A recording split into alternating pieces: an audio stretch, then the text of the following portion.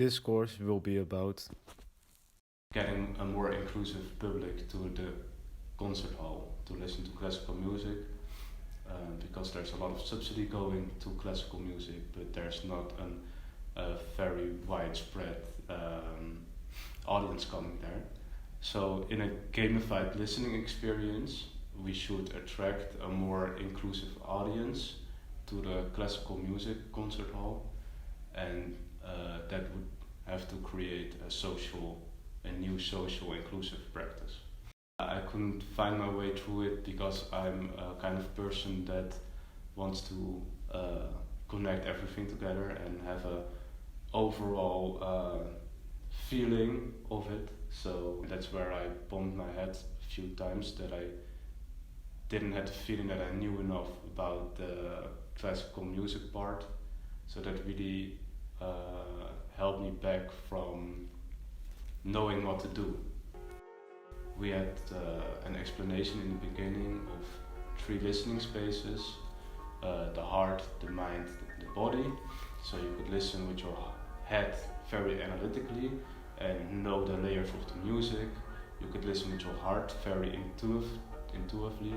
So you could see images, or you could feel emotions, or you could make up a story while listening to the classical music. Or you could listen with your heart and you could feel like you're being in a warm bath, or you get this tinkling behind your back and you could really feel the music. So they advised us to make a choice in these kind of listening areas. So you have these 3 worlds. So it would be analytical, emotional and physical? Yeah, okay. That was the idea. And then we got a violin player in our class, and I showed him images that I created, and he would improvise on those images. So maybe there was a relationship between the image and the music the musician made. So that was interesting, but too free and not grabbable as well. So it would be like free interpretation, and there wasn't really an interaction between the audience, and there was also not a clarifying thing that happened, like, oh, this image sounds like that. Yeah. So that was difficult. We had lectures in between about classical music from this guy from Codarts, and he was very interesting to listen to, and he said a few very interesting things, like music is into space but also inside the person, and that's very unique as a thing to be. So it's very ungrabbable, like there's sound and music and it plays and it's inside a room and it happens at the same time inside of yourself. But it's a very subjective experience. Yeah, but like it has this strange ability to do that. So I thought of the Droste effect, maybe you know it. If you have like a mirror and a mirror between each other, it gets an infinity space. Mm-hmm. So I thought maybe that's a nice way to visualize this idea of music being in space. I came across 3 different lights as well. If you make one light red, one light blue and one light green, and you overlap them, your shadow would be divided in different colors. So you start with 3 colors and it gets more colors in your shadow. And I was testing that also, and a lot of people had the amazing effect from, wow, what is this? And it's like people wanted to check it out for themselves, or they really enjoyed looking at people doing that. So this visual aspect would be a translation of the musical aspect.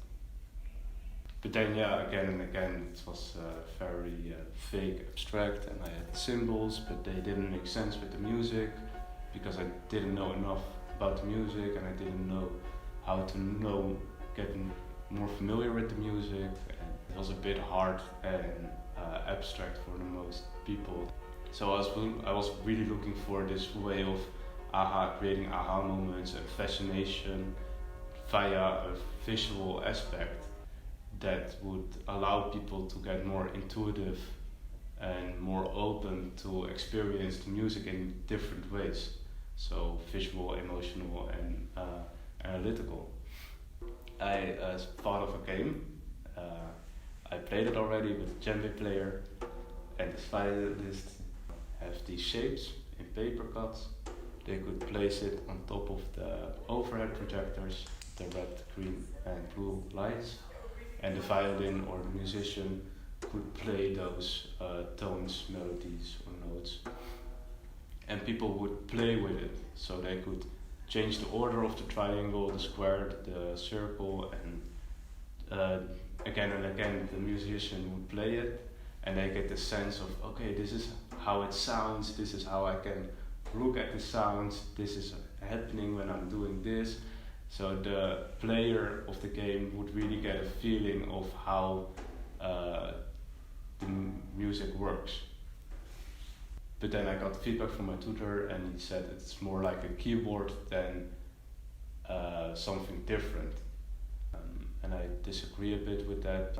That's why I want to continue this research as well, but also I agreed to go with, I would make shapes, and I would ask people, or objects, more objects, then I would make an object and I can let a person listen to classical music, and then in between give them this object and ask if they can have, if they would have a different relationship while listening to music, so they would experience something different. So I made the perfect listening tool, and the more you know about this object and tool, the better it works. So I will show you a movie on a test subject that explains how it works for her. Research document, tutor, Levine, Noorderman, Willem de Koning Academie, practice 3, honors program, Ramses project. At least for me, classical music usually is an escape in the sense of like it's so rich that if you're not using your eyes, you really can experience like your entire environment. For me, it always tells a story. The goal is how we can listen to classical music better. Mm-hmm. So by listening better, do you want to stress on the focus that is required, or? Could be, it's a very personal process.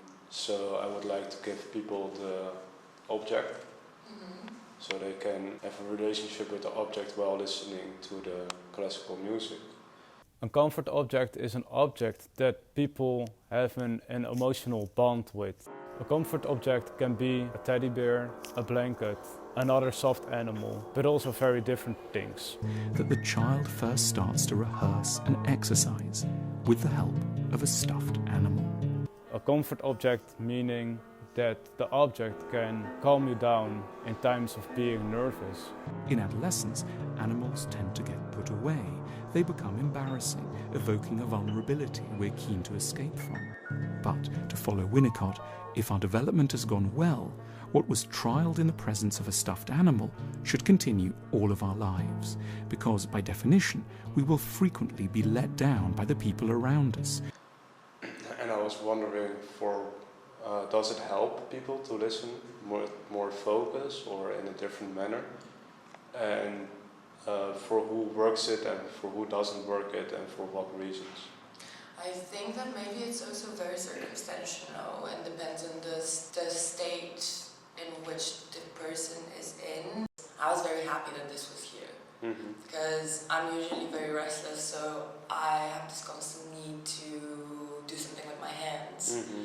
And if I'm in this situation, I would much rather have this, and I think that it's like this shape, it all works very well, like, because you also have an edge, you have the edges, but it's also like very, yeah, it's nice to have it in your hands.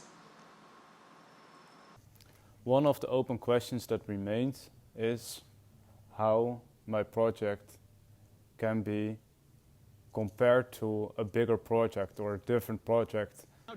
In a modern era, people prefer to go to a concert where they can drink a beer, make pictures, videos, and talk in informal ways while viewing or listening to a performance. A big difference is for modern people that go to different kind of concerts where it's allowed to drink a beer. This is very different from a classical concert hall. It's purely about listening when the people from the orchestra are performing their music. It's really the purpose of being an active listener for the beautiful, rich music that's being performed for you.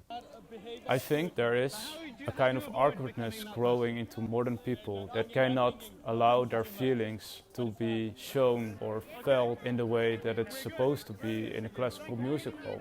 That's why people hide away their feelings behind alcoholic drinks, food, making jokes or interacting with people, and hiding away behind phones and making pixelized memories while the music is being performed. This hiding away from music can be explained because it's a vulnerability. In Denmark, the laws are not very strict.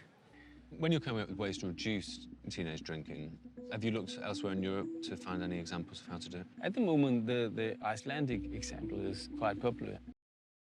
Who won't be able to understand us, won't listen to our griefs, and won't be kind to us in the manner we crave and require. Every healthy adult should therefore possess a capacity for self-nurture.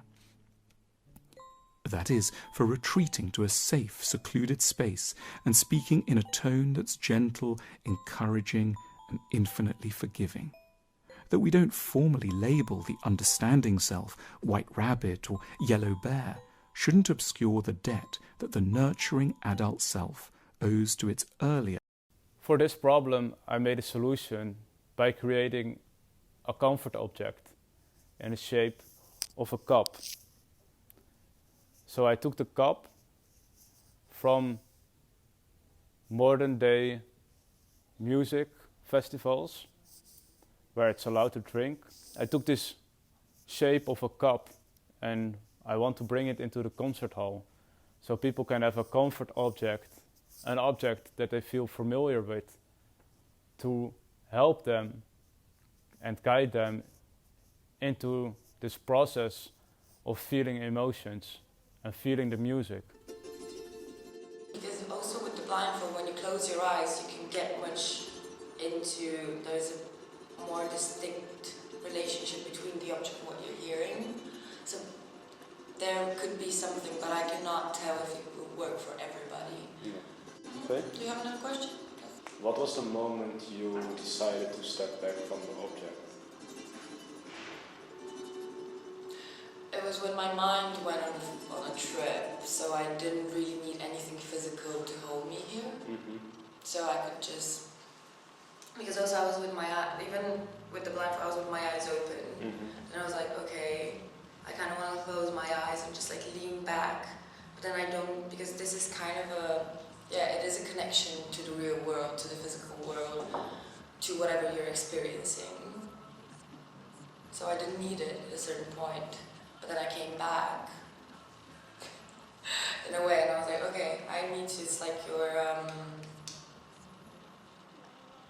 yeah, that thing that connects you to the physical world. Mm-hmm. Yeah. Because it's a very,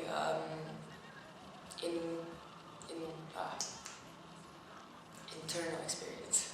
Yeah. Yeah, yeah. So I think. Cool. Thank you very much. End of take.